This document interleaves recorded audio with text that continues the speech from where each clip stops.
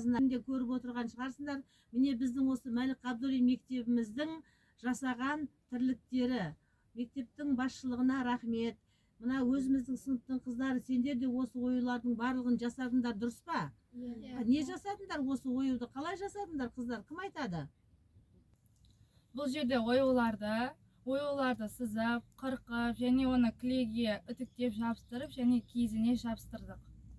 Біздің тәрбие сағатымыздың тақырыбы ұлттық тәрбие рухани қазына болғандықтан, мен қазір мына қоржынның ішінен, бұл қазақтың қоржыны білеміз, қоржынның ішінен асықтар салып қойғанмын. Сол асықтарды алып, соның ішіндегі сұрақтарға жауап береміз. Келе ғой, кім келеді бірінші? Айтылсан келе ғой. Ал сұрақты ала ғой. Ұлттық ойындар: асық ату, бәйге, ақсерек, көксерек.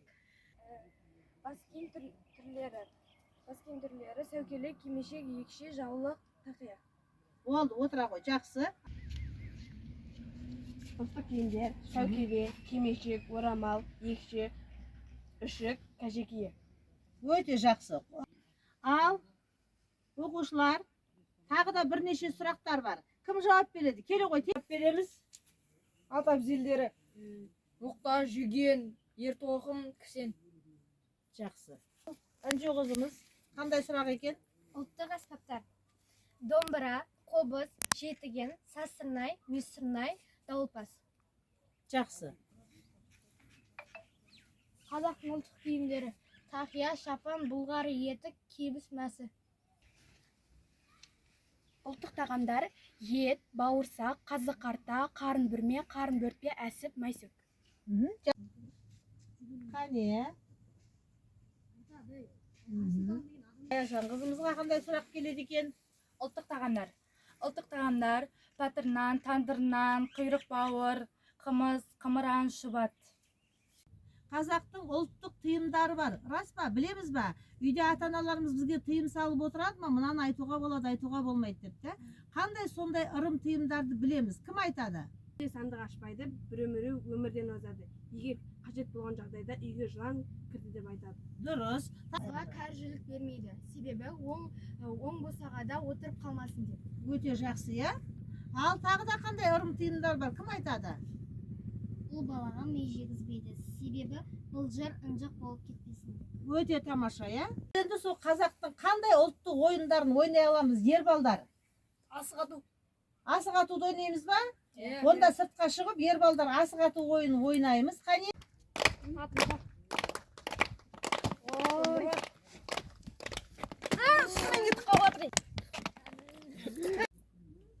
Ұлттық дәстүріміз бойынша ер балалар жаңа сыртта асық ойындарын ойнап көрсетті, өзінің түрлі ойындарын көрсетіп жатыр. Ал қыздарымыз қандай ұлттық дәстүр бойынша ұлттық ойындарды ойнай аламыз?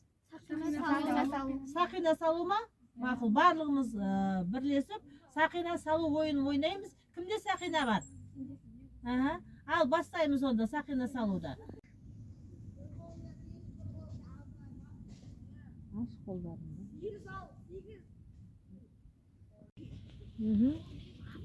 Тұр жүзігім тұр.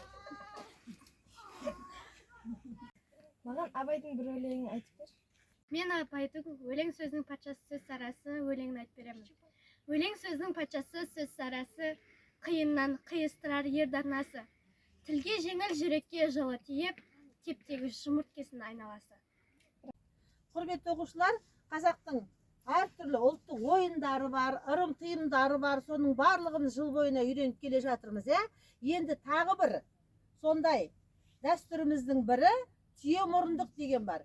Түйемұрындық дегеніміз не ол? Қызды ұзатып алып келіп жатады ғой көшпеден. Сол алып келе жатқан кезде алдынан ер адамдар, келіншектер, қыздар жол тосып тұрады, арқанды ұстап. Себебі кәде бер деп сұрайды. Ол кәдесін бергеннен кейін барып, көшті әрмен қарай өткізеді. Қазір сыртқа шығып, сол көріністі тамашалаймыз барлығымыз. Қайдан келе жатсыздар? Қайдан келе жатқан көш екен бұл? Көрші ауылдан қыз алып келе жатырмыз. Ауылға қыз алып бара жатырмыз. Онда бізге кәдемізді бересіздер, болмаса біздің ауылдың жігіттері өткізбейді сіздерді. Ал міне мынау кәдеміз. балдарға кәмпит және де келіндерге орамал. Ал біз енді сізге кәдеңізді беріп, өзіміз аман есен ауылымызға барып келінізді апарайық. Ой, жарайды, рахмет. Барлығымызға жетеді ғой, осы өткіземіз ба? Өткіземіз онда. Ал, өте беріңізді жолдарыңыз болсын. Ал, олай болса, келінді кетіп бара жатыр екен, алып кетіп бара жатыр екен. Онда тойбастар айтпаймыз ба, қыздар? Кәне, кеттік. Шілдехана бесік той, тұсаукесер сүндет той, ай шіркін ай.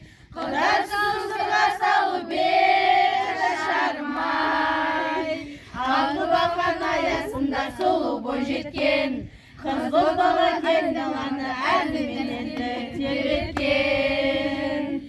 Міне бүгінгі біздің Мәлік Ғабдуллин мектебінің ұлттық дәстүр рухани қазына атты тәрбие сағатымызда бірнеше ұлттық ойындарды, ырым-тыйымдарды, әдет-ғұрыптарды, дәстүрдің барлығын жыл бойына өткен өнерімізді, білетінімізді осында көрсеттік.